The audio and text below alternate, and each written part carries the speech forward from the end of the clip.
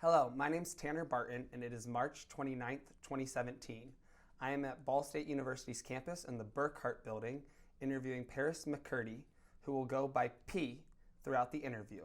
This interview is part of the African American Alumni Oral History Project. P, can you tell me when and where you were born?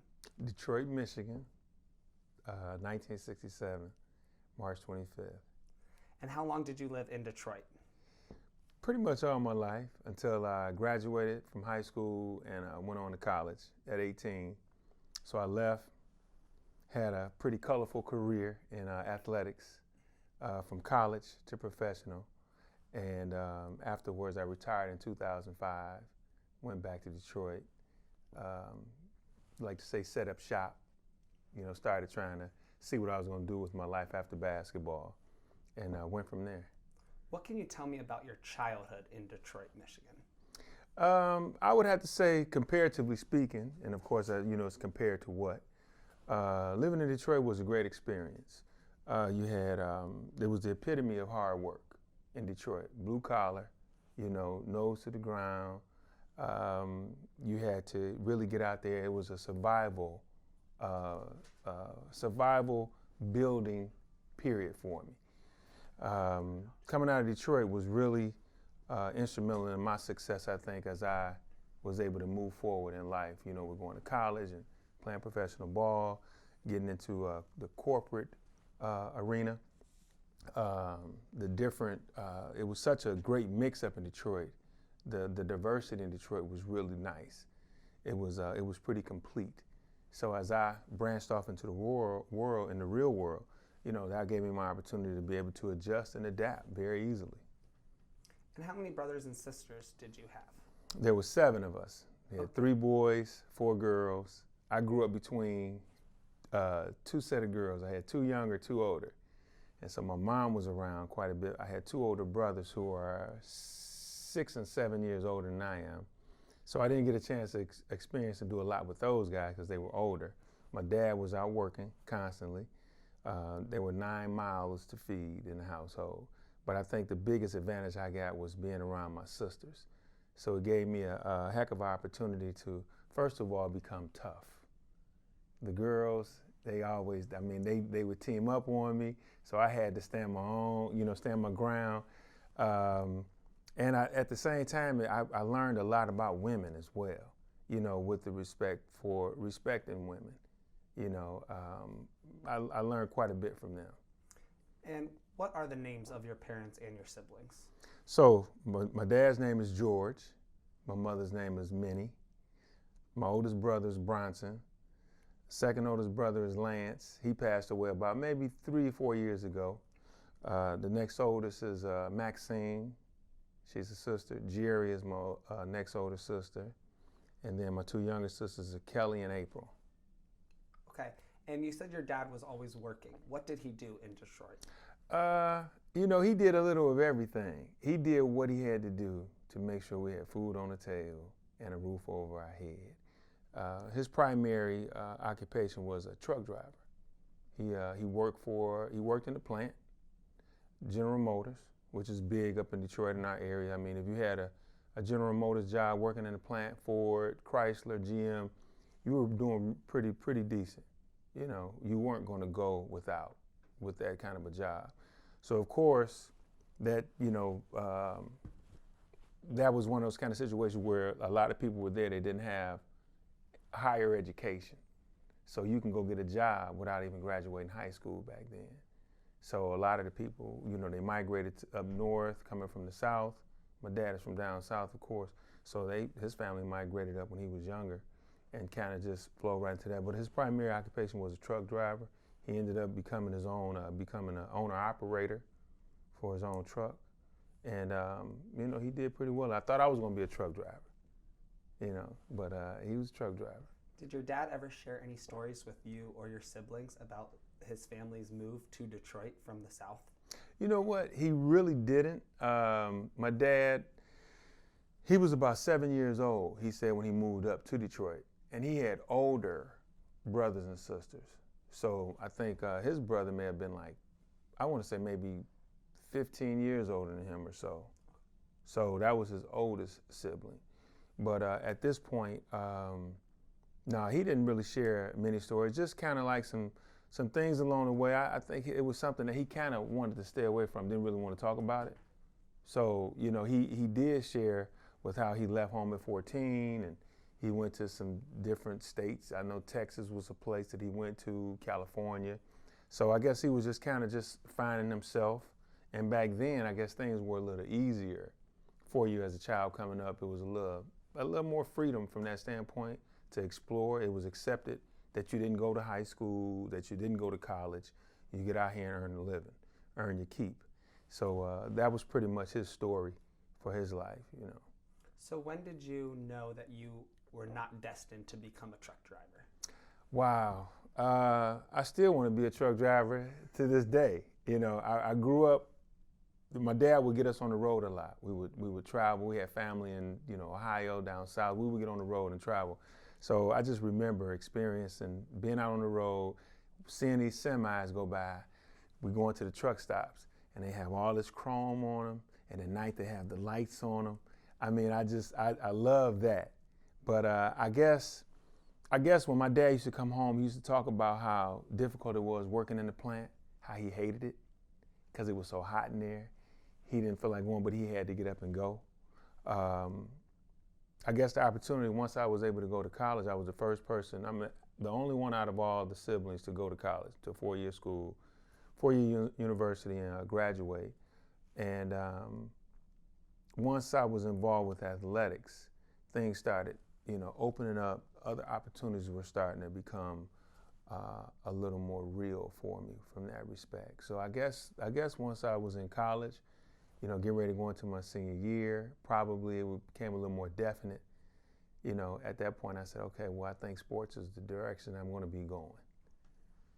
And when did you start playing basketball? I would say it was the first time I did have a chance to play some organized basketball was in fourth grade. So we had, there were a couple of male teachers, which there's a shortage of nowadays.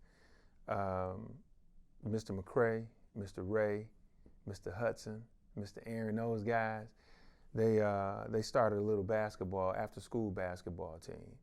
And that got me going from that point. So of course in the neighborhood, we all would get together, go in guys' backyards, play basketball, play football at the park, play baseball. So those were those kind of sports that didn't cost a lot of money for the inner city. We couldn't get out and do the tennis thing and, you know, ice hockey and all of that because the equipment is expensive, the whole nine. So we had access to the basketball courts, the football field, the baseball field, you know. So it was, I started off getting into it from the fourth grade on up. And where did those teachers work, and where did you go to school in Detroit? There's a school, it was Newton Elementary in Detroit, and that's where those teachers were at that level. There was we had several that came through that were very influential in us in our growing up, in our growth, I should say. Mr. Johnson, Ray Johnson, great guy, and I still meet with him to this day. Periodically, we get together at least once a year. And I kind of update him on what I'm doing. Anytime he has some type of event going on, he always calls and invites me out to it to be a part of it. And he's very proud to see the success, you know, and that's relative, but you know, the level of success that I've had along the way. Did you enjoy going through the Detroit public school system? And if so, why? Well, I would have to say that I really did. For one, I enjoyed it because I had the older siblings. So we all went to the same schools along the way. So before I got there, they left a good impression. So when I came through, I had to uphold a certain standard. So the teachers embraced me automatically because I was a McCurdy. And they had, oh, I had your sister, I had your brother. So, you know, that was a lot more welcoming when you get ready to go to a school. You know, you're going to a new environment. So, yeah, that was, I really did. I got a lot of, because those teachers during that time, and this is one of the things I see now at the grade school and high school level, especially in the city, the teachers they've gotten to the point to where if you want to learn, I'm going to help you. These teachers, back when I was in school, they made us learn. They made us sit down. They made us do what we were supposed to do back then. And I think that's the difference. So that's what I can appreciate coming out of Detroit public school system when I did, during the time that I did. And what was the name of your high school? Cooley High, Detroit Cooley. A lot of people get it confused with the movie Cooley High. I don't know if you've ever seen that. I have not. That's a classic. Tanner, you got to get a chance. I'll put it on my watch list. You have to. That's a good one. But it's an old movie. That's Thomas M. Cooley out of Chicago, but we had one in Detroit, and it was right in the inner city. I walked to school. It was probably about 1.5 miles away from home, so I would walk to school once I got to high school, playing sports. What do you remember about those walks to school? Did you walk with some of your friends or some people in the neighborhood? Oh yeah, absolutely. We would get together and walk as a group. 2 or 3 guys. Most of us we were involved with sports. So we had to be there early in the morning, maybe sometimes 6 in the morning. And sometimes we wouldn't leave until 7 at night because of practice, being involved with athletics, after school, extracurricular activities. So we would walk. It was nice. It wasn't a problem. Were there ever times when you had to walk through the snow or through a blizzard, since it is up in Michigan and in Detroit? Yeah, I think for the most part, they were really, for one, being up in Michigan and understanding that kind of inclement weather that we have there. Mm-hmm. They had all the equipment to clear the roads, and they were pretty good about if they knew something was happening with regards to them being able to handle the amount of snow that we would get or any kind of storm. They would cancel school. They were good at that, But yeah, there were times we would get caught in it, and we would have to trek in that snow, but it was good. I mean, that's definitely something that I missed. But one of the biggest things that I really enjoyed about having the snow and that type of weather up there was the fact that I knew I could go out and make some money shoveling snow. So that was a big deal. So, of course, being in Michigan, in our area, we get all 4 seasons. So it was really fun from that standpoint, because wintertime, fall, you get to rake the leaves. You get to make you a couple of dollars raking leaves. Summertime, you're doing the snow. You're doing the grass. We're cutting grass. And in the wintertime, we're shoveling snow. So it was always an opportunity for you to keep a couple of dollars in your pocket that keep you out of trouble, and you're establishing a work ethic, a certain mentality of not being afraid to go out and get your hands dirty. So that was a great experience for me as well, growing up in that area. Let's talk about your high school basketball days.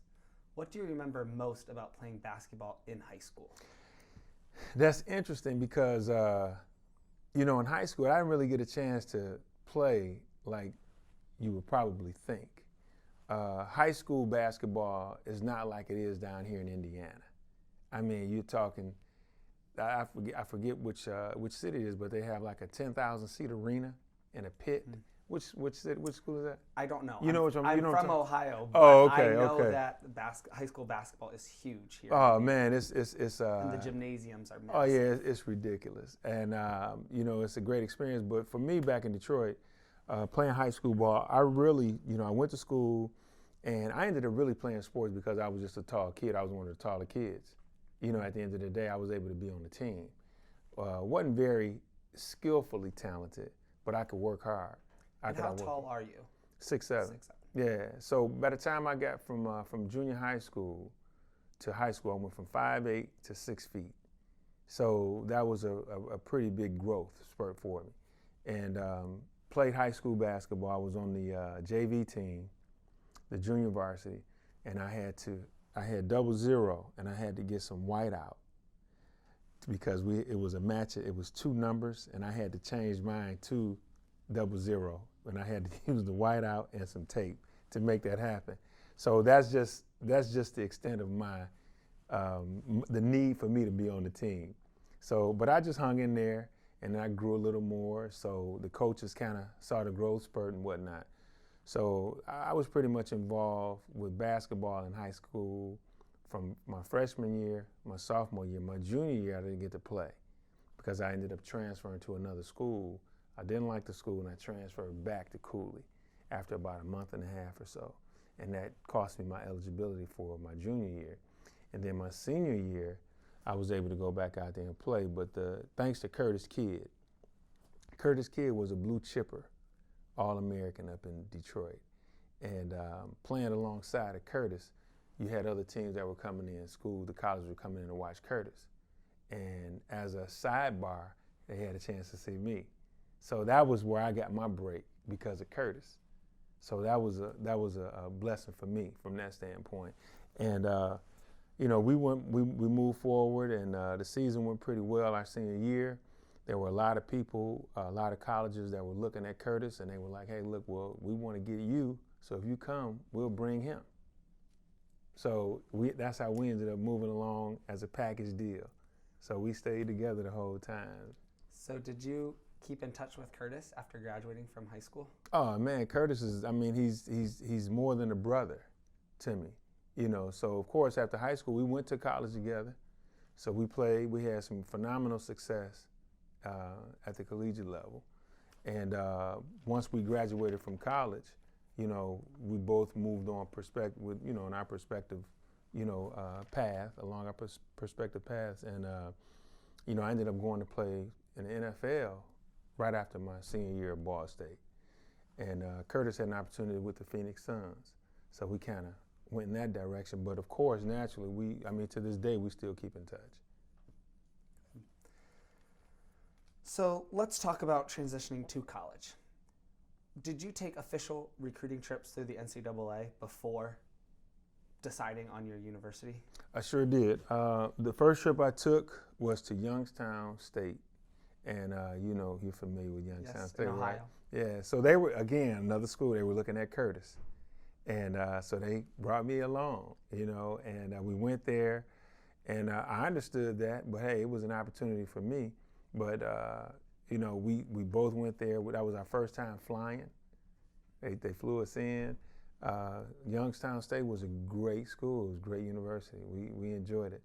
Then we had a chance to go to University of Arkansas Little Rock. Curtis went and he visited Missouri. The Missouri Tigers, we visited U of M. We visited Eastern Michigan. We visited Central Michigan. I can go back and think about it, but we ended up settling on University of Arkansas Little Rock. When deciding on these universities, how much of an influence were your parents in the decision-making process?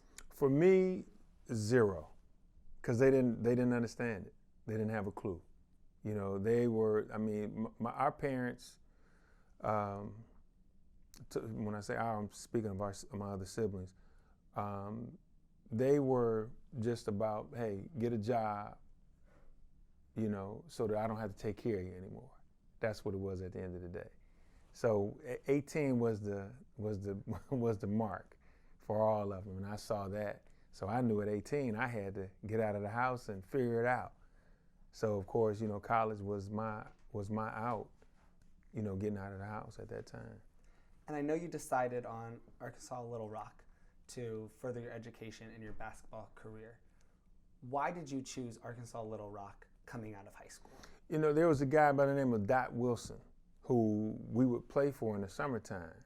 And he was really good friends with the assistant coach down in Little Rock. And that assistant coach, Jim Calvin, came up to the city, sat with Curtis and I. He sat with Dot.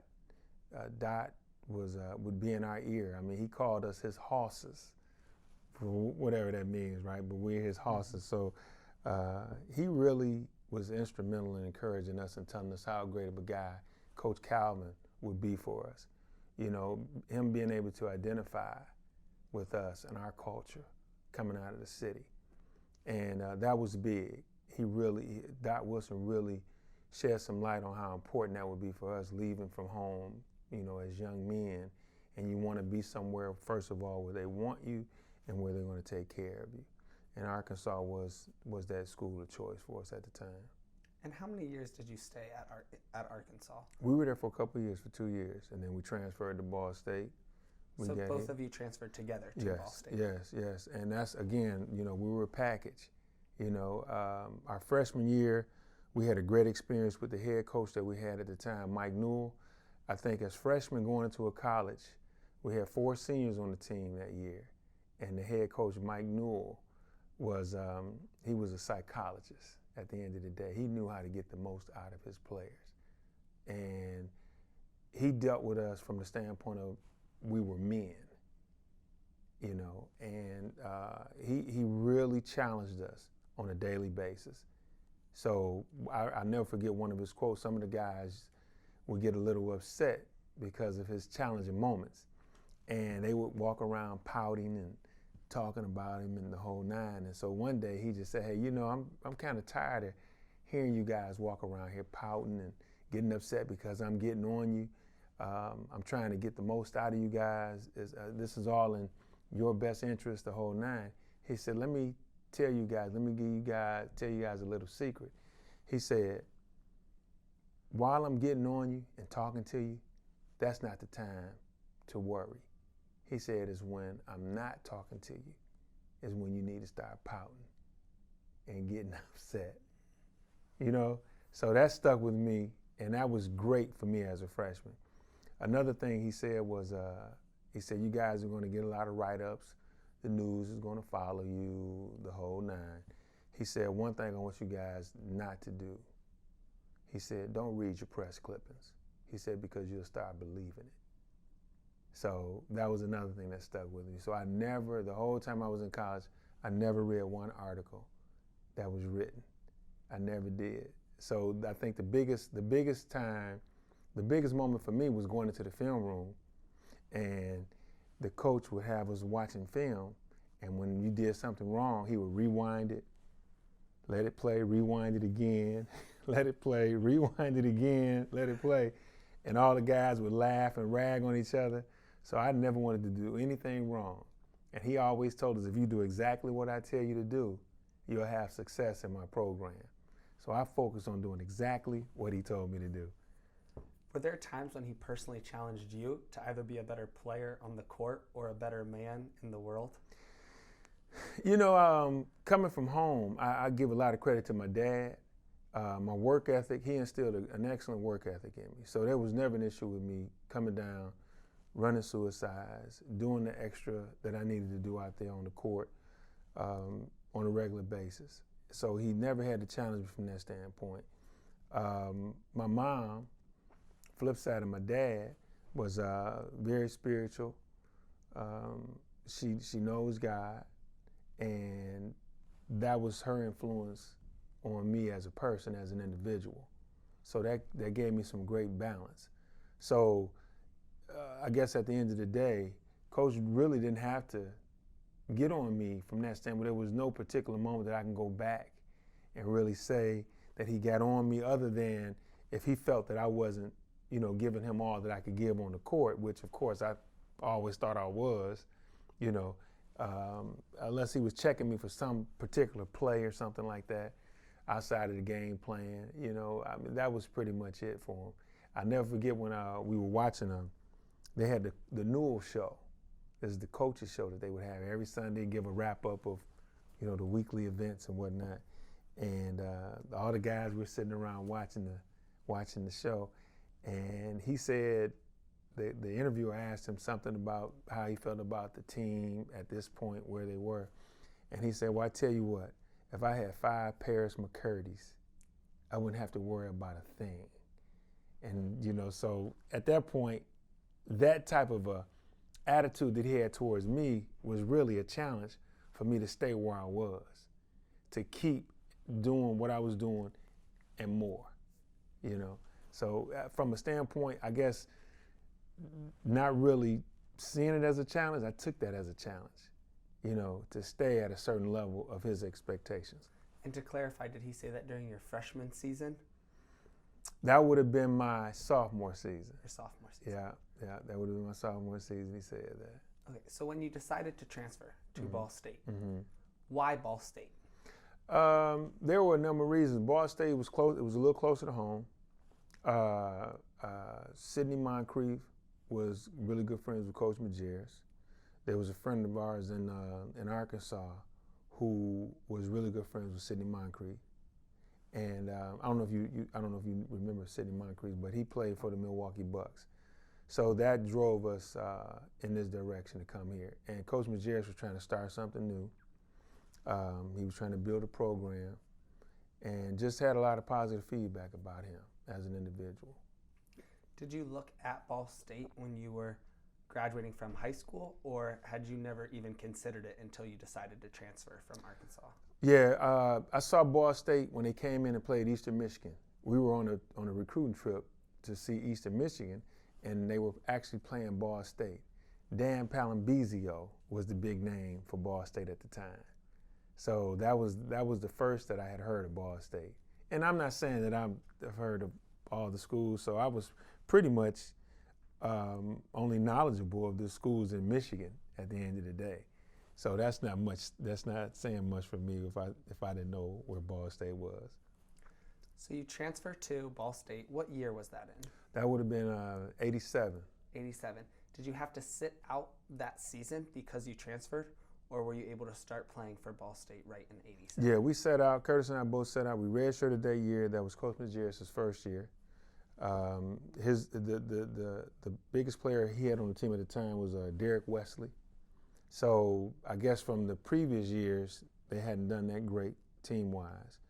And I guess Coach Majerus really exceeded the expectations that first year. The team, he won 500. He was 14-14 for the season, which was a great year for Ball State with the new coach coming in and the talent that he had on the team at the time. So we were able to sit out that year. We practiced every day. We did everything that the team did except for playing the games and travel. Talk to me about that redshirt experience. Mm-hmm. How difficult was it to practice every day, to immerse yourself in a new campus community, and not be able to compete in every game? Well, you get better in practice. Practice, out of all of it, is where you have your most fun. So that right there in itself is a huge satisfaction. Coming to Muncie, coming to the Ball State community, from what I felt, the community welcomed us. The campus welcomed us. It gave the school and the coaches and everyone involved with the program, with the basketball program, the alumni, the supporter, the boosters, it gave all of them an opportunity, or it gave them a chance to have something to really look forward to. So it wasn't really difficult because I understood at that time that this was going to be a huge opportunity for me to grow. I would be able to get stronger, give me a chance to learn the game a little more from a different perspective, to see it through a different lens. So it was a great experience, a great opportunity. I look at it as an opportunity for growth for me during that period of time. So the 1988-1989 season was your first season competing as a Cardinal, correct? Yes. Okay, and in that season, your program went 29-3 overall with a 14-2 record in the MAC. What was so special about that season, either from a team dynamic standpoint or from a purely competitive standpoint within the games? Well, you have a lot of layers to that right there. I mean, to go 29-3, and someone sent me, I received a text from someone, and I read some interesting facts about that season. We were ranked in the top 10. That was the first NCAA win that we had that year. We had the longest winning streak in college basketball that year, with 16 in a row. We were all juniors, underclassmen that were doing that. The attitudes of the guys, all the different backgrounds that everybody came from, and we were all able to come together and really get this common goal between all of us, and it was just to win. The desire to win, and we put it together as a group. There wasn't one individual that you could say that really just did the deal, but as a group, if you took any one of us out, and that goes all the way down to the team managers, if you take one of those guys out of the equation, I don't think we go 29-3. So it was a collective effort. Before the season started, Did your team in the 1988-1989 season come up with team goals that you had hoped to achieve throughout the course of the year? You know, I can't say that we got together at any given moment and discussed that, but I do know this, that Curtis and I, our freshman year, when we played in the NCAA tournament, we won the conference. And I guess it starts with the seniors that we had going into our freshman year: Mike Clark, Pete Myers, Myron Jackson, and Ken Worthy. These were guys that came from the inner city down in Mobile, Alabama. Those three of those guys, aside from Myron Jackson, they came to Arkansas Little Rock pretty much as their last go around. The coach a couple of guys was working at a grocery store. One guy, they were just sitting at home. They weren't doing anything. So the year before, they were one game away from winning the conference championship. And so the next year, they had goals to win the conference championship as well as win the conference tournament so they could get a berth into the NCAA tournament. So this is what, coming in as a freshman, Curtis and I, we came into. So what better situation could you have coming into a group of guys with that type of attitude? And it rubbed off on us. So our freshman year, when we beat Notre Dame, I never forget it. We beat Notre Dame, and then we lost to NC State with Jimmy Valvano when they had Charles Shackelford, Chris Washburn, Vinny Del Negro, Nate McMillan, Charlie Brown. I mean, they had a slew of guys that went to the NBA. And we lost to those guys in double overtime by just a couple of points. So after experiencing that, Curtis and I were in our hotel room, and we literally sat there and said, Curtis, we both agreed that by the time we were seniors, we should be in the Final Four. So that was our goal right then. So the next year, we were able to go. We won the conference. We moved forward the same way, got to Ball State. We brought that same attitude that those guys had with us. How much it rubbed off? It had to, because our red shirt year, when the guys that were there watched Curtis and I practice against each other, they couldn't believe how hard we played against each other. And then after we got done playing, we would go out, we would eat together, we sit at the table, we would laugh and joke with each other. We left that right there on the court. So we were establishing something at Ball State, which is what we picked up from those guys down in Arkansas, from those seniors. They did the same thing. They said, hey, man, after we got done, they said everything that we did on that court today, the fight, the brawling, the whole nine, the battling, the competition, it stays right there. Kind of like what happens in Vegas stays in Vegas. That was going on then at that time. So we came to Ball State with that attitude. The younger guys saw us working hard like that. I think that attitude rubbed off on the other players as well. Was that winning mentality already part of the team culture at Ball State when you came in 1987, or do you feel as if it's something that you and Curtis were able to bring to the Ball State basketball team and the Ball State athletic department? I think that we came into a situation where this was a program that was hungry. The program wanted to win. And then you have a coach like a Rick Majerus who knows how to win, who knows how to get the most out of his players, who knows the game as well as he knows the game. He had a lot to share with us. So I think that what Curtis and I did, we came and we complimented what was here, what they wanted here in Muncie. And you can see as when we started winning, I mean, we had total support. I mean, from the community outward, the entire state, you know. So I wouldn't say that Curtis and I actually brought this here, because it was, I mean, everything, I guess you could say the planets were lined up. You know, everything was in place. We were maybe a missing piece, you know, but I think that we just complimented what was here, what was already brewing and ready to roll. So let's talk about the Muncie community, especially after you came and you started, and in the 1988-1989 season, you really started to win and put Ball State on the map. You said the community was receptive.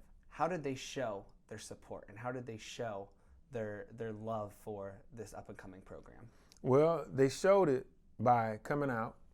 They came out. They were at every game, standing room only. It was the hottest ticket in town. They couldn't get tickets. Guys were able to go out and scalp tickets to get in to see our games.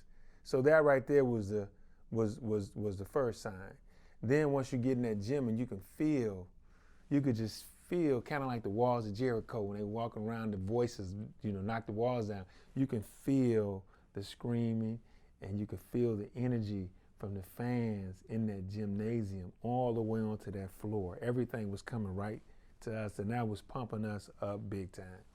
So, just their presence, they were there. You go out in the community, they recognized who you were. Everywhere you go, they knew who you were.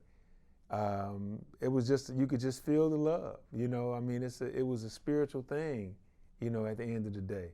It's just something that you could just feel, Did you ever feel as if the Muncie community treated you differently after a loss rather than a win? No, not at all. I mean, see, I guess back during that period of time, again, Muncie, which reminds me so much of Detroit because of the factories and all that at the time, this was a blue-collar city. And we were a blue-collar team. So when we lost a game, which I had to say, we didn't get a chance to experience that very often, and I proudly say that, Mm-hmm. right? I think you've lost 10 times in your 2 years here at Ball State. Yeah, so that's not bad, right? No. But I think that the way we lost, I think the fans were like, hey, listen, you can't win them all. You're going to lose one, so don't worry about that. Come back out and win the next one. I don't think we've ever lost 2 games in a row. I don't think. We may have. I just can't call it. We may have had, but I think that at the end of the day, the fans they weren't discouraged at all because I think that we came out and we played hard every night. We played, and I think that makes a difference. It's how you lose really makes the difference. If you go out there and you playing sloppy and turn the ball over, there's just no effort. I mean, hey, anybody would be down on you, But you can't be down on someone that's out there working hard. And the team just that night, that team was just better than you. What can you do? So in that 1988 and 1989 season, your team beat Minnesota, Purdue, and Northwestern. So you were able to beat 3 Big Ten conference schools. How did winning those particular games make you feel? Well, it actually made us feel like we should be in the Big Ten.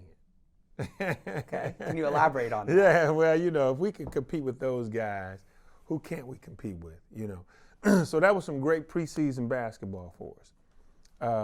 Having that opportunity to play against those teams like we did. And, I don't want to say it that lightly that we beat Minnesota, we beat Northwestern.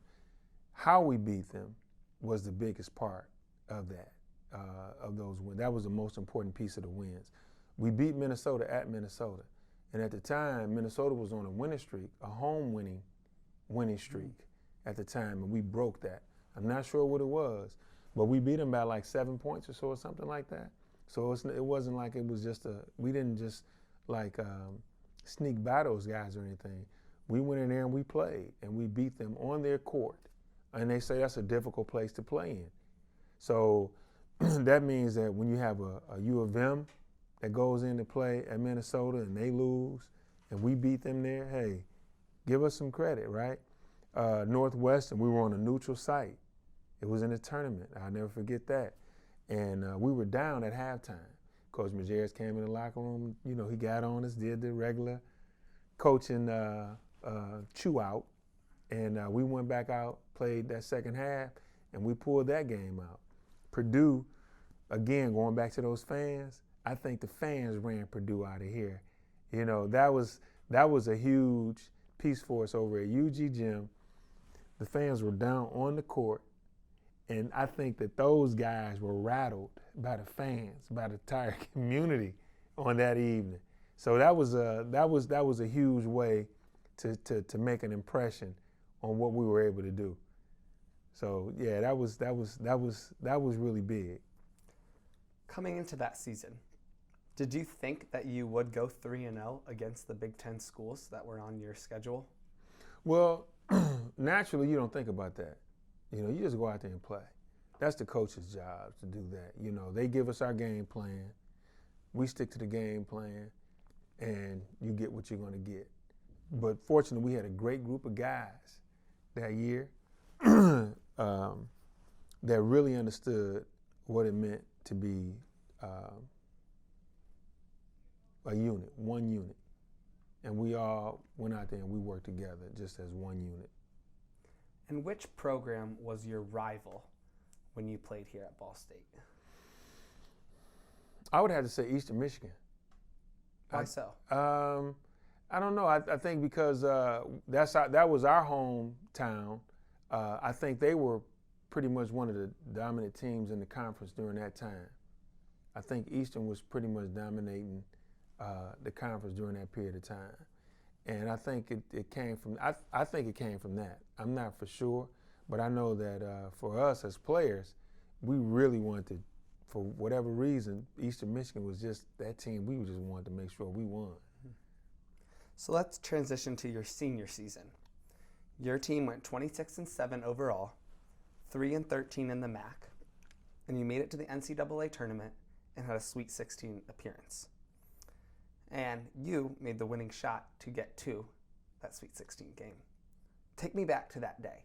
After the season had finished and after you had been in the tournament, what do you remember most about going up for that shot that would put your team ahead and seal the victory?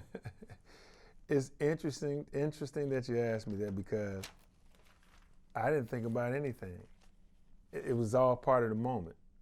So I think the biggest thing that I remember was when we came to the bench, Coach called a timeout. The ball had gone out of bounds. They threw it the length of the court. Someone touched it. It went out of bounds under our basket. Coach calls a timeout. We go to the sideline. It's 2 seconds on the clock. Coach Hunsaker, we sitting on the bench. Coach Hunsaker says, "Greg, get Paris." And when he said that, in my mind, I can only tell you what I was. I can't tell you what I was thinking. But in my mind, I had some words. So I'm sitting there, and just when I was about to get up out of the seat for Greg to sit there while Coach drew up the play, Coach said, "No, scratch that. Paris, you're going to win the game for us." And so now I'm like, okay, so now here's one of those moments, a challenging moment, where it's like, okay, I got to win the game for us. That was it. And so, of course, it was going to be on his direction with what he drew up. So he drew up the play. And we just executed the play to a T.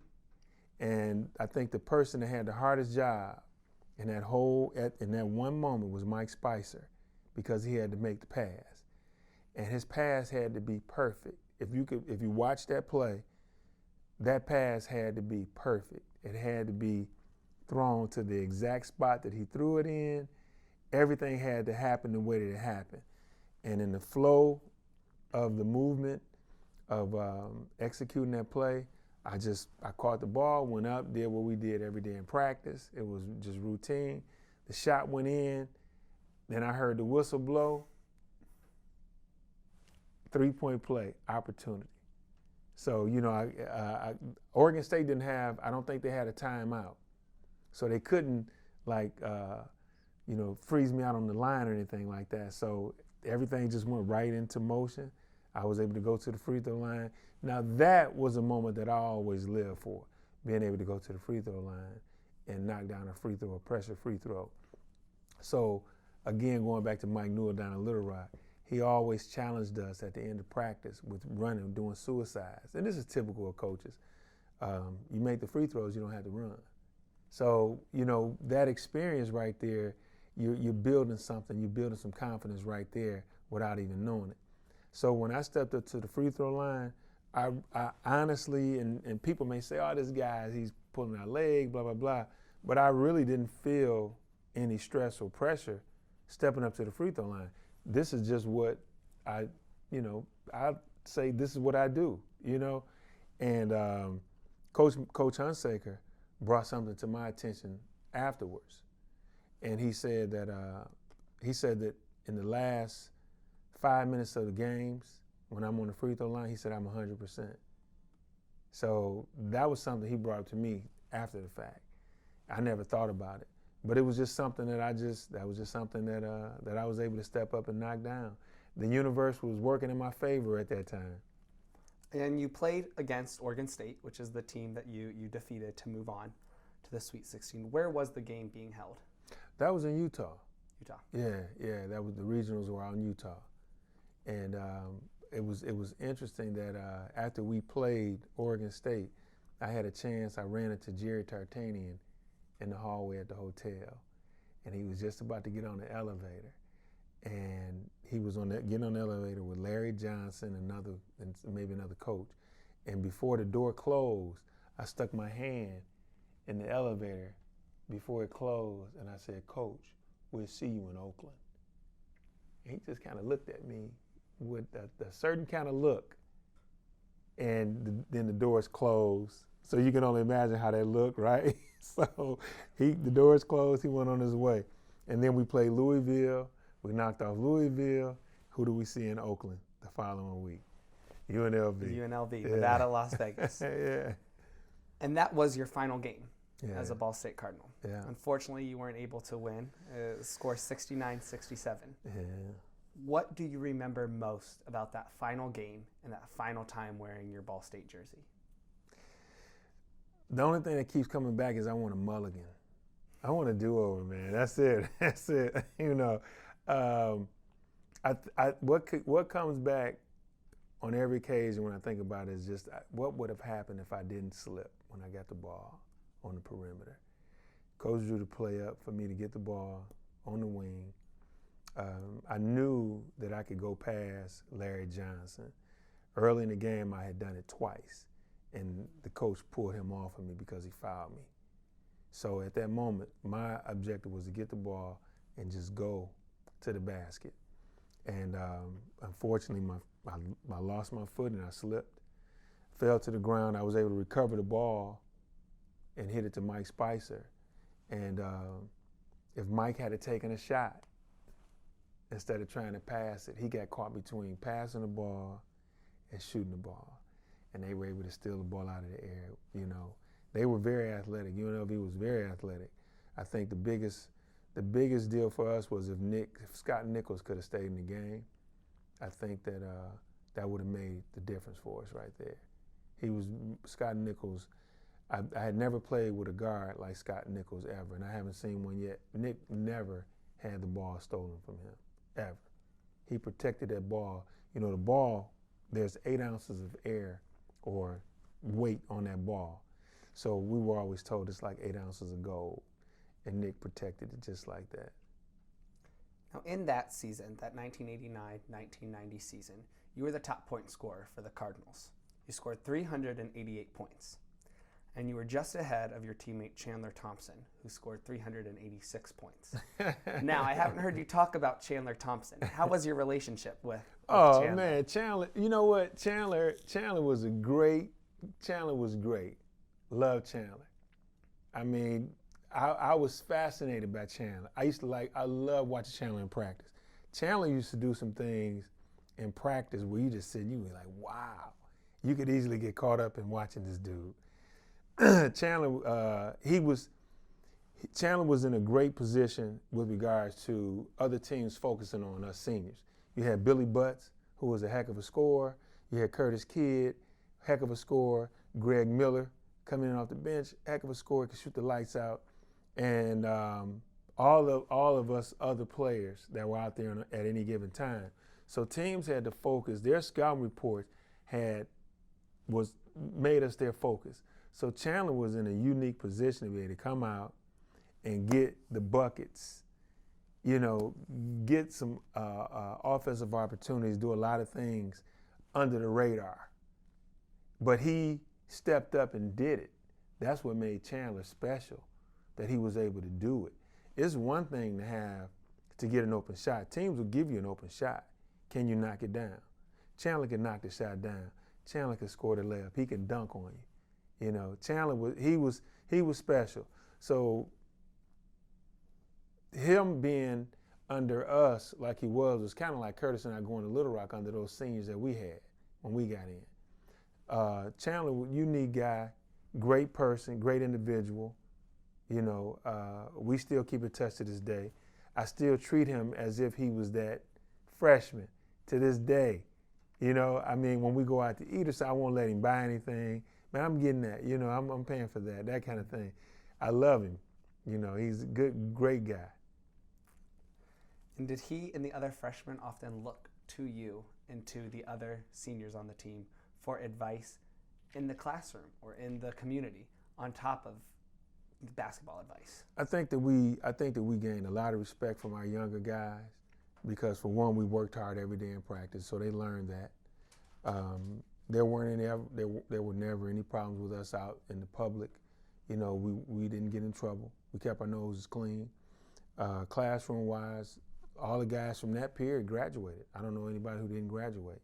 So we were able to pass that on. And, you know, Rick Hall, at the end of the day, was like really our leader academically. You know, Rick was the epitome of how you're supposed to be as an individual on and off the court. You know, Rick really showed, you know, a lot of times people say, well, you know, this right here helped build character and things like that. Rick showed the character that was in him from his position. Rick Hall was a natural born leader. And Rick Hall went on to win the very first Walter Byers postgraduate scholarship that was sponsored by the NCAA. Did you, as a teammate, know that Rick was going on to apply for this scholarship? We had no idea. All we know is that when Rick came in to practice one day, Coach Majerus was chewing him out for something. And, you know, we were all looking like, dang, what did Rick do? You know, what happened? And Coach called a huddle before we started practice, and he said he was really upset. And then he explained why he was upset, and it was because Rick Hall had gotten his first B in college in all the 4 years that he was here. So we all just looked at each other like, what? Are you serious? You know, so he set a standard. Majerus, I think, set a standard for Rick. You know, hey man, it's excellence, excellence, and excellence some more. You know, that's Coach Majerus right there. So I think that was part of what Coach Majerus brought to us as a team. And we all had someone to look up and understood the importance of the classroom as well because of Rick Hall. And playing for Rick Majerus and Coach Hunsaker, so on and so forth. And describe your personal relationship with Rick Hall, because now he's the chair of the Ball State Board of Trustees. Mm-hmm. So you were teammates here at Ball State, and you made some incredible memories as basketball players.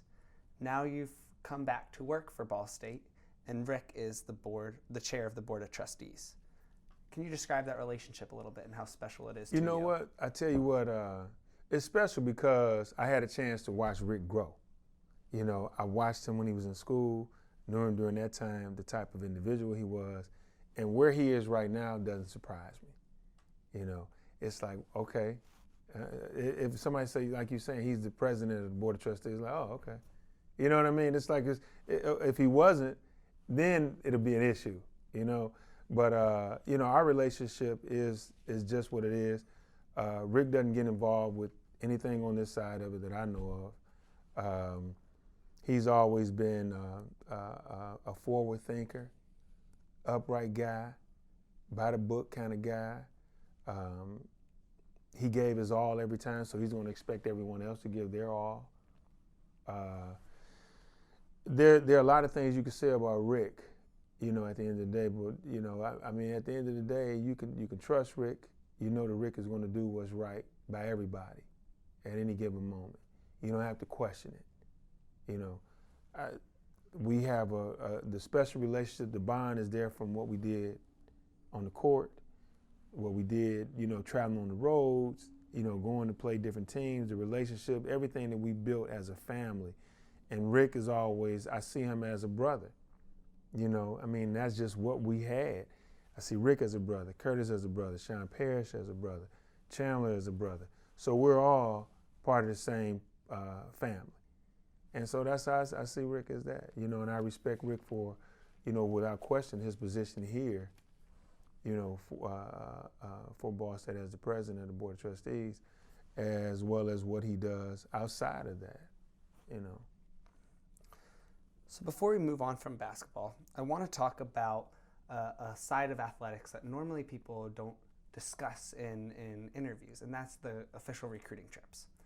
Did your coach ever entrust in you as to be a student host and help show prospective student athletes around campus and around the Muncie community? Oh yeah, absolutely. And our job, of course, you know, we got to sell the program.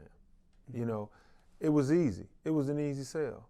You know, my experience here at Ball State was what I was able to convey and translate and articulate to any kid that came on campus to visit Ball State. And the experience was great. I mean, as you can see, I mean, it's obvious that there were some good times during that period of time. And the coaches that we had on staff, great guys, they cared about us. And I think for any player, and especially now, you know, with what I know now as an adult, you always want to go where you want to go where the coaches care about you. And when they care about you, they're going to do whatever they can to make sure that you succeed. Not just in the program, but for after the program, once you're gone.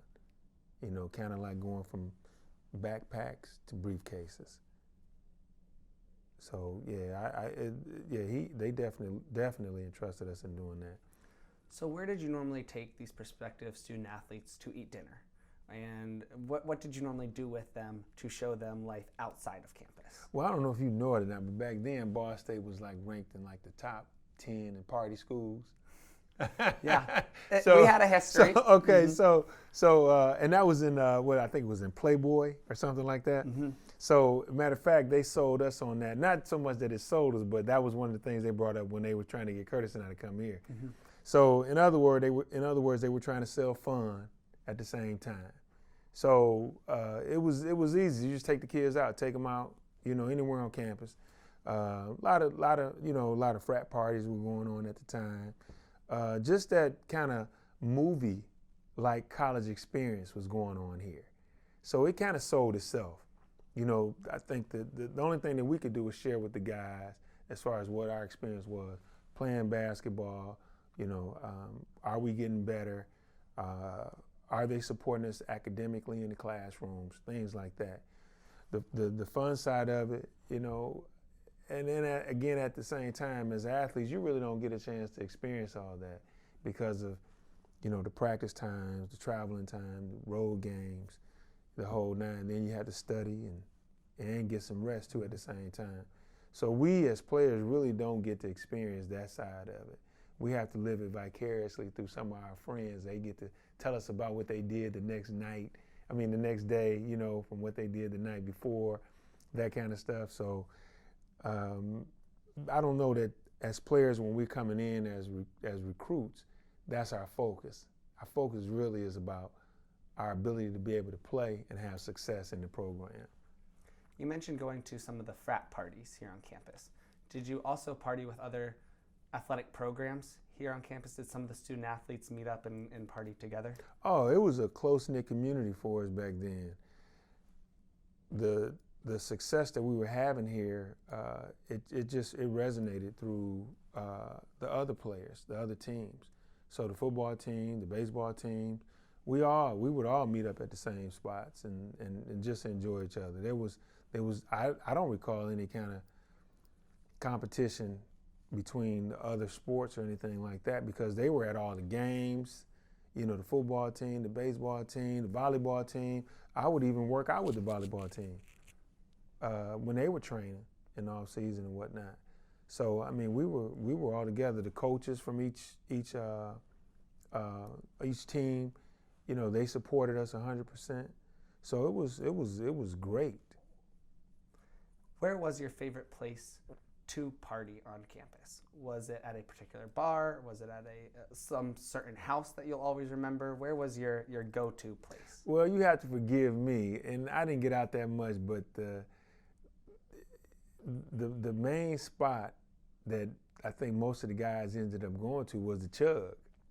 That was it. The Chug was the hot spot, you know, and that's all I can remember really. The Chug. As far as eating, Greek's Pizza, Greek's Pizzeria. That was the spot to go to get the. I think it was.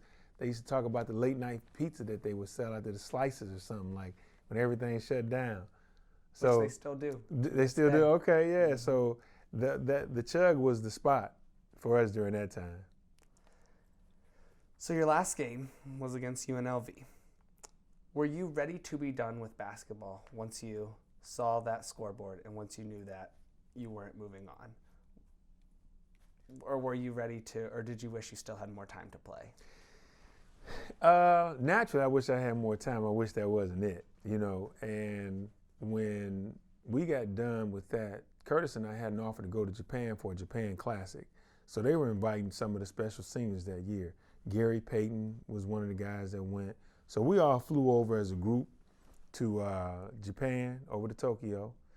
When we returned, I went to the basketball office and I had 3 messages from 3 different NFL teams. It was Green Bay, Dallas Cowboys, and the Denver Broncos. So the player personnel directors from each one of those teams had contacted the office to get in touch with me. And I think during the time we were in the NCAA tournament, that was during the period of the combines. So I wasn't able to go, you know, of course I couldn't get in, you know, couldn't go there. But they came out on campus to put me through the little routine that they did at the combine. So the cone drills, the weightlifting, the 40, you know, the speed test, the whole 9. So when you say that I think about it, I thought about perhaps having an opportunity to play basketball afterwards, only because that's the feedback that I was getting. Never thought that football was in the mix. And why do you think those 3 football teams took an interest in you? To this day, I couldn't tell you. But I do know that, you know, it's easier to turn a basketball player into a football player than any athlete because of the hand-eye coordination, the foot quickness, the hands, you know, that kind of thing. And with my size, I was able to do something special in football. With the size and the speed that I had, I was a great fit for an NFL player. But I didn't know. So that was the first opportunity that I had. And the agent that I had at that time really encouraged me that this might be my calling. And who was your agent? A guy by the name of Kenneth G. Torrance. Kenneth G. Torrance. Yes. And how did that transition to the NFL look for you? Well, it was the unknown. But at the same time, I'm a competitor. And, you know, you put your jockstrap on the same way I put my jockstrap on. So I'm not afraid of you. Now, if you did something different, like if you put them on both feet through at the same time or something like that, now I might be a little leery, right? But it was a great experience, and I went out there really not knowing what to expect. So because I was willing to work hard at whatever it was that we were going to do, it made it easy for me to just, you know, transition right into it. And which NFL team did you first join? The Denver Broncos. Denver Broncos. Yes. And did you ever go to another team throughout your NFL career? I did. I actually, at the end of my first year with the Denver Broncos, Dallas actually asked me to come back down as a free agent. They were interested. And I ended up going to Green Bay because there was a coach up there who was actually from Detroit. So I thought that maybe if I go up there, maybe it'd give me a little better chance of sticking with them or something. So I did. I went up to Green Bay for a visit. It was kind of like getting recruited all over again, like going to college. So I went up there. They had some really good things to say. Their plans were really positive for me and what they thought that I would be able to do. And I waited out, and I ended up going back to Denver. And I actually went back to Denver for less money because I was familiar with Denver and I felt a little more comfortable there. Thought my chances would be better. And what was your primary position in the NFL? A pass rusher, outside linebacker. Okay. And were you always looked at as an outside linebacker when you were transitioning from Denver to Green Bay? Well, I was able to work out with, during our workouts, I was able to work out with the D-backs. I was able to work out with the tight ends. So they looked at me, they were really, really tickled about the different positions that I could possibly play for them, because they looked at me as a tight end. I could catch the ball. I had the speed. The linebacker coach and the tight end coach actually got into an argument about where I should be, literally. And Charlie Waters, who was the D-back coach, actually thought I would be a great free safety. So they had Dennis Smith at the time and Steve Atwater. And Dennis was going to be retiring soon. And Steve was into his second year, I think, with them. And he was 6'4". He's 6'4", about maybe 220 or something like that. So they were looking at having two guys in the safety position that could possibly play those positions pretty good. And that's not uncommon as basketball players to have a few different positions in the NFL. They view you as an athlete. Yeah. So what was the biggest selling point going into the NFL? Was it the idea of knowing that you could become a star in a different sport? Or was it the idea of knowing that you could dabble in a few different positions to find which one would be the best for you? What was that big drawing point? The drawing point for me was really just life after college. This is an opportunity, and I wanted to take advantage of it. And I consider myself as an opportunist. So, an opportunist and optimistic. So, it was something that was on the table, and I just wanted to succeed at it. Whatever I put my hands in on, I wanted to be able to succeed at it. So it was just challenging, just from the perspective of the NFL. Simply just the NFL. I don't know any other way to describe it. And how many years were you involved in the NFL? I signed with Denver for the first year.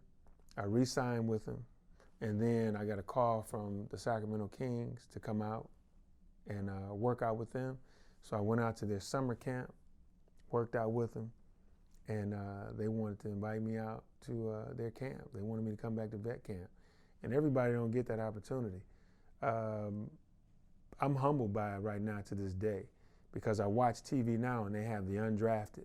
I don't know if you've ever seen that show. I have not. But The Undrafted is a show about football players who didn't get drafted. So these are guys that's been playing sports, playing football since they were literally going through the ranks all the way up. And then they don't even get an opportunity to go into camp. They don't even get a chance to go in and show their skill set. And here I am, never played football. I played my senior year of high school just because I was a big kid and the coaches made me go out there to play. Here I am signing a contract with a NFL team. Not just any NFL team. The year before, Denver had just won the AFC Championship. So here I am in that kind of a mix. Never had the opportunity. So for me to be able to go and say, hey, no, I don't want to do football anymore. I want to try basketball. I had to actually go in and sit down with Coach Reeves, Dan Reeves, sit across his table and say, Coach, you told me that if I wanted to go try out for an NBA team, you said you would allow it. I said, well, I have that opportunity. And he said, really? I said, yeah. I said, Sacramento called me and asked me if I was interested in coming out, trying out for their team. And I told him I wanted to go. And he tried to talk to me and tell me that, hey, you're something special here. He even said, hey, in basketball, man, you're a dime a dozen. He said, there are a whole bunch of you out there playing basketball. He said, but what you're able to do in football, you're something special. I think that this is where you should be. But if that's something that you want to do, I did say that I would. And so if that's what you want to do, I have no choice but to honor, our agreement. So I went on and left and went to go try with Sacramento with the Kings in the NBA. I mean, just to sit back and really think about that, to really absorb it and embrace that opportunity that I had, it's very, very, very humbling. So did you decide to join the Sacramento Kings then and leave the Denver Broncos? I sure did. I went out there and did their summer camp and went back in, had to go into camp. I had to lose 30 pounds because I left from Denver at 248. And when I got to camp, I was 228.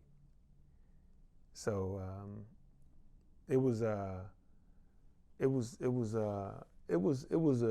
challenge for me because I had to get down to about 220, 218, and I was able to do it once I got to camp. You know, with the running, it's a different workout.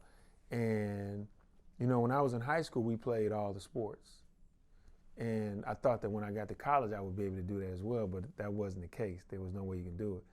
But at the professional level, there's nobody, from my understanding, I've been told this, there's nobody that ever did NFL and NBA. I'm the first person to do that. So I think that makes me rather unique. Thank you very much. So, you know, and I'm proud of that part of it right there, because, you know, now my name get to be in the mix with guys like Deion Sanders, Bo Jackson. By the way, Paris McCurdy, he played 2 sports, right? So I think that's pretty humorous for me, you know. So it was good. It was good. And how many years were you in the NBA? I signed for 1 year and made the team. I was out opening day roster. Everything went through. They were really excited about it. I know I overheard Coach Dick Motta say to some other coaches, he said, for all that guy can do, can you believe how cheap we got him for? And they don't even understand I would have played for free. Mm-hmm. So, you know, I think it worked both ways, you know, so it was good. So let's go back to your family. I know you said you had seven brothers and sisters, or were you? It's total 7. Yeah, I'm one of 7, yes. 6 brothers and sisters, and then your 2 parents. Yeah. Were they able to make it to your NFL games or your NBA games? No, we ended up playing, let me see, Denver, that year we played the Detroit Lions. So they were able to come out then, of course, you know. And but as far as games, no, they never had a chance to come out. You know, when I was with Detroit, I was with the Pistons for a stint. So they had a chance to come and watch pregame there. So they had a chance to see that. And I've been trying to get some of that old footage as well, because I want to show it to my son, you know. But I just haven't had a chance to get that. But no, they didn't get a chance to experience that. So you talk about your son. I know that you are married. Your wife's name is Renee. Yes. And you were married in 1993, correct? Yes. Where did you and Renee meet? Actually, I met Renee when I was in I was in junior high school, actually. Okay. And that was the first time I saw her. She had this long ponytail that came all the way down her back. And my mom had a ponytail like that. So that was an instant attraction. But she never noticed me or anything like that, you know. So over the years, I had seen her. She happened to be babysitting for some kids that I used to babysit for, who were my sister's friends. So I used to make a little money doing a little babysitting as well. So my sisters were older, so they would go out, and so they needed a babysitter, so I would babysit the kids. So I had a chance to run into her at that time. Then go to college, and one of the guys here, Tim Walton, I don't know if you heard of Tim Walton, but Tim Walton played here. And him and his girlfriend at the time, they wanted me to meet a friend of theirs, and it happened to be Renee. So we only talked over the phone, and I happened to go back home, and Tim took me over to go meet her, and it was her. So we went out, and we had a great time, and we had been together ever since. And you have 4 kids, correct? 4 kids. What are the names and ages of your 4 kids? So right now at the moment, I have Paris. He's not a junior. He has a different middle name. His name is, he's Paris Wellington. And why Wellington? Well, I don't know. My wife wanted the name of Wellington, so I was like, okay, I got Paris in there, so she went with Wellington. So he's 22, and I have a daughter, Paige Montana, and she is 20. Then I have a Phoenix Winter. She'll be 18. She's a senior in high school. And then I have Price Remington. So I think the Remington is just with the Wellington or something like that, you know. But he's 10. So now you currently live in Muncie, Mm-hmm. and you work for Ball State University. Was it hard to be newly married and start raising a family when you were moving around as a professional athlete? You know what, I took, all things considered, having to, earn a living and, having the objective of being able to take care of a family. I had my parents as examples. My dad did it. My mom, she ended up working. And it wasn't difficult at all. I mean, I thought it was a great experience, having an opportunity to go to the different places that we did. So they had a chance to go to several other countries, France, Australia, all the places I had gone that I mentioned before. And, it was a real cool experience. I even had a chance to do one season over in France with my son, just he and I. So I had to get a babysitter over there and work with me with the days we had practice and when we went on the road. But that was a great moment for him and for us to bond as well. So he was like 3 years old at that time. But it was never difficult. No, we worked it out. And what has it been like now, raising your two youngest children in Muncie? Well, actually, they're not here. Okay. So everyone is still back in Detroit. So my daughter, she's a senior in high school. So me coming on board in September, I couldn't bring her here. This is her senior year, her friends. That would have been pretty mean, I think, as a dad to do that. So she's there, and my wife is still there, and my little one, he's in the 5th grade. So, next year he'll be going to junior high school. So Phoenix, who's a senior, she'll be getting ready to go to college next year. Ball State is on her short list. Price will be getting ready to go to junior high school. So that might be a great transition point for him. So just taking everything into consideration, you just make it work. Do you have the chance to return to Detroit often to visit with your family? Well, I get the weekends. So it's a 3.5-hour drive. It's not bad at all. Yeah, so I can make that run with my eyes closed now. So it's pretty simple. And now you're the Director of Community Diversity Initiatives at Ball State University. That is your title. Can you tell me what a typical day looks like as this Director of Community Diversity Initiatives? A lot of it right now, especially at this time, my first year in, and this is something that Ball State wanted to just expand their community outreach. Right now, this year I've been pretty much on a listening tour, trying to find out what it is that we could do as Ball State, as an institution, as an anchor institution, to help improve the community. So a lot of my days are filled with a lot of phone calls, a lot of sit-down, face-to-face meetings, a lot of traveling with regards to expanding our wings to get people to know that Ball State is welcoming to the community. They want to increase the diversity here on campus, not just with the staff and faculty, but with the students, with the student body. So we want to increase the diversity and also let them know that inclusion is important as well. So not just coming here as a face of diversity, but you're coming here and you're included. You can be a part of what Ball State is doing. So Ball State, again, I'm out in the community meeting with the community leaders, nonprofit organizations, the city leaders as well, the school systems, different throughout Muncie at large. So there's a variety of things that I have to get out and do. So on any given day, even with this right here with the student relations, coming in and having an opportunity to do an interview, being here on campus, being able to share my personal experiences a lot with everyone. I think that's a great addition to what Ball State is doing with the student immersion with regards to on-the-job experience that you're gaining right now, like you talked about a little earlier. So you accepted this position in September 2016, correct?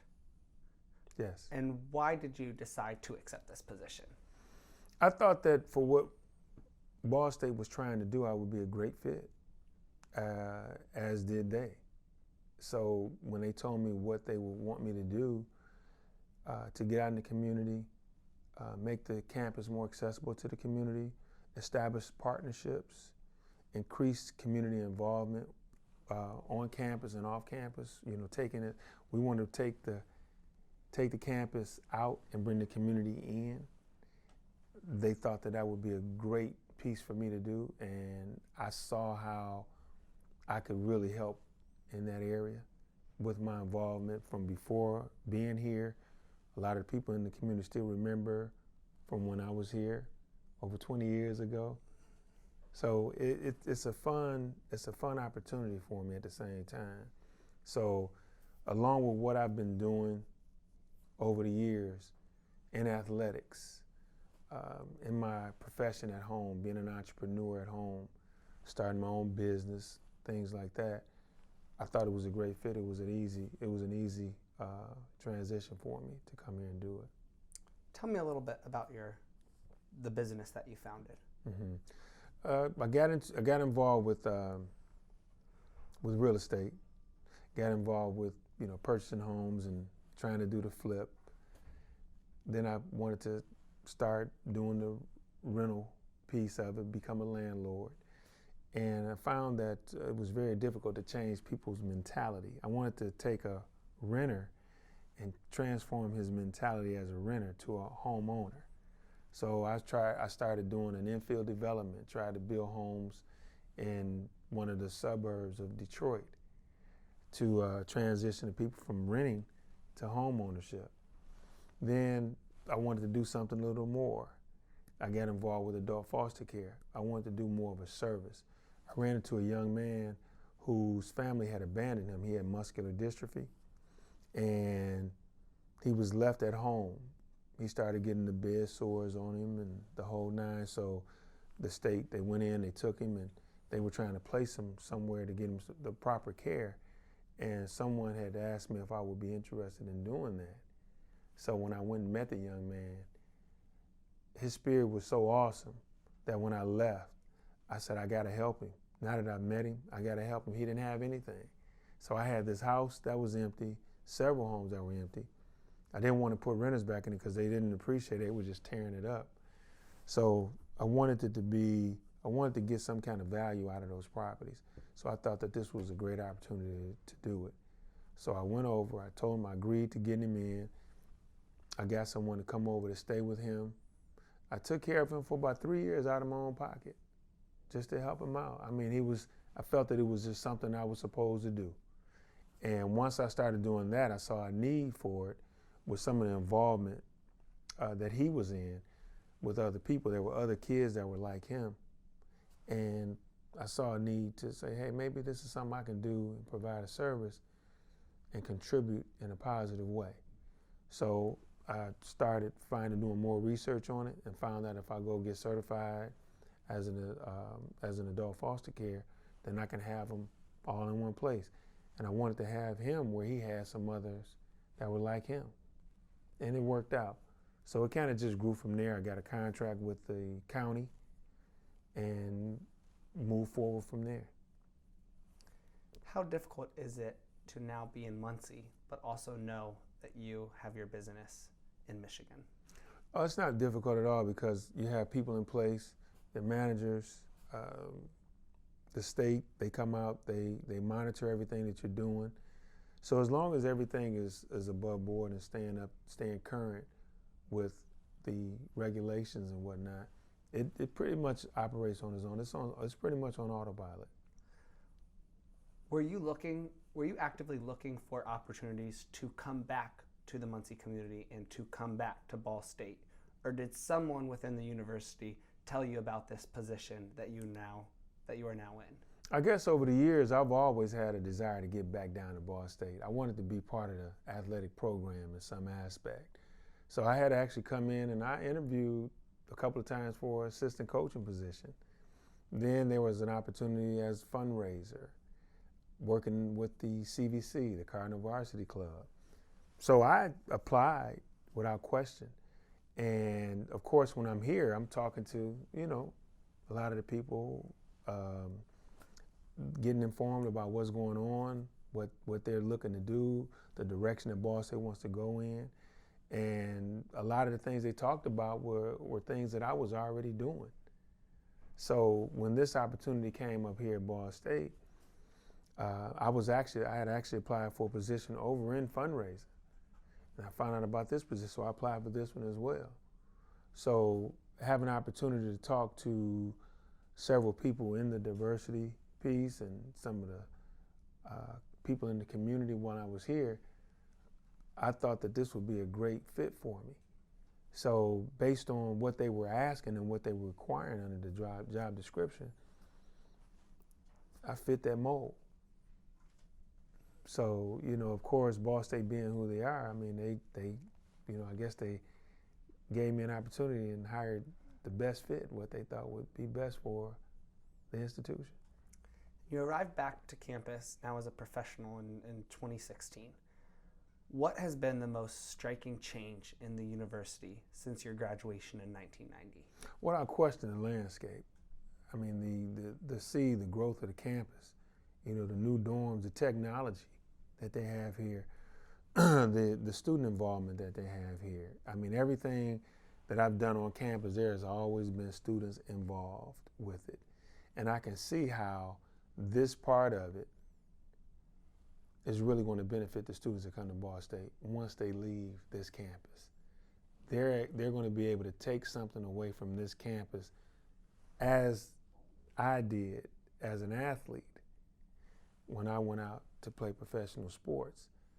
I was able to excel professionally because of the base and the ground work that they put into us here on campus.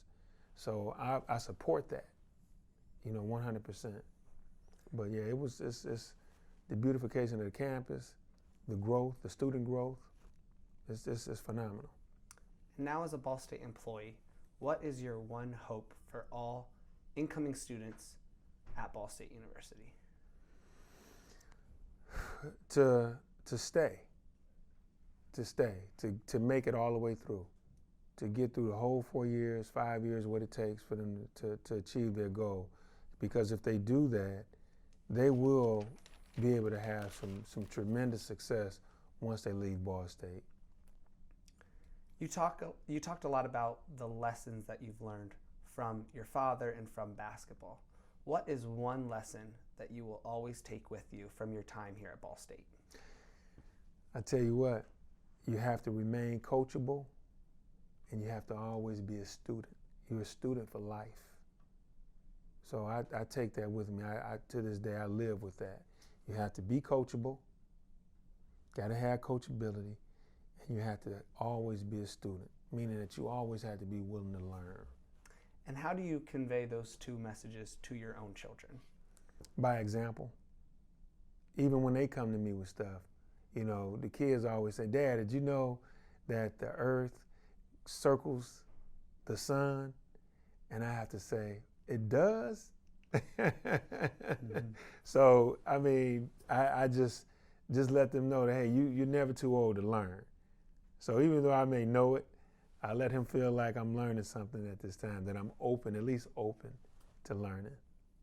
Pete, is there anything else that you would like to discuss about your time at Ball State, your time as a professional athlete, or your life after athletics? Nothing more than you have to stay positive. You know, failure is not an option.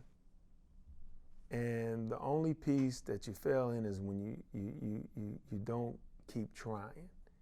And I think that being here on campus, being a college student, I think it allows for you to experience that.